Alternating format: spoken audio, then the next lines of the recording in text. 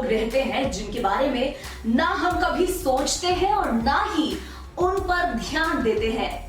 ऐसे बहुत सी खबरें आई हैं जिनको सुनने के बाद हम सभी के होश उड़ जाते हैं और दिल भी दहल जाता है। पबजी खेलने के पीछे अपनी मां को जान से मारने वाले लड़के के बारे में तो आप सभी ने सुना होगा, लेकिन एक ऐसा शख्स भी दुनिया में है जिसने अपनी मां को इतनी बुरी मौत दी थी कि उसके बारे में सुनते ही आपके रोंगटे खड़े हो जाएंगे। जी हाँ, हम बात कर रहे हैं कैलिफोर्निया के रहने वाले एडमंड कैम्पर उर्फ बिग एड उर्फ कोएड किलर की।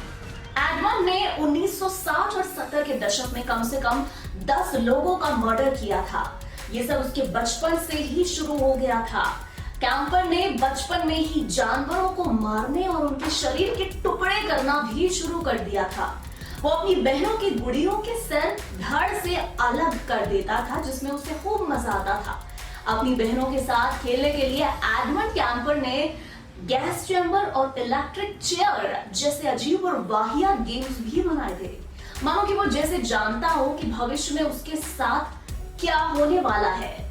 18 दिसंबर 1948 को एडमंड कैम्पर का जन्म कैलिफोर्निया के बर्बैंक में हुआ था। बचपन से ही उसने अजीब बर्ताव करना शुरू कर दिया था। एडमंड की मां क्लार्नेल एलिजाबेथ कैम्पर एक शराबी महिला थी। कहा जाता है कि क्लार्नेल को बॉर्डर लाइन पर्सनालिटी डिसऑर्डर भी था। अपनी बीवी के साथ रहना कैम्पर के पिता को भी पसंद नहीं था।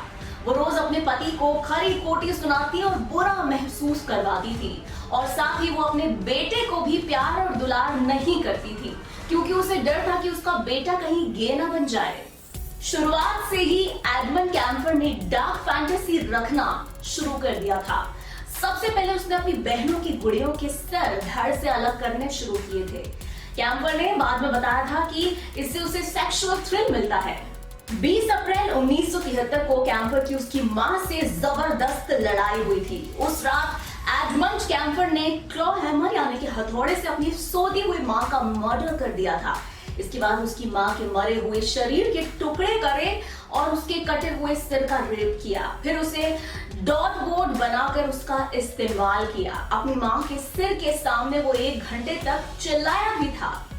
इतना ही काफी नहीं था, इसीलिए उसने अपनी मां की जीभ और गले को काटकर गार्बेज डिस्पोजल में डाल दिया था। मां को मारने के बाद कैम्पर ने मां की दोस्त सैली हॉलेट को घर बुलाया और उसे भी जान से मार डाला, और साथ ही उसकी गाड़ी चुरा करके वो भाग गया। वो क्लोराडो पहुंचा और उसने सोचा कि न्यूज में जल्द ही उसके किए गए मर्डर के बारे में उसे सुनने को मिलेगा, लेकिन ऐसा नहीं हुआ। जब तो उसने खुद से फोन बूथ से जाकर पुलिस को फोन किया और अपने सारे के सारे जुर्म कबूल किए। पुलिस के लिए यह मानना बेहद मुश्किल था कि उसका दोस्त बिग एड ऐसा कर सकता है। बाद में उनका नाम कोएड किलर भी पड़ा।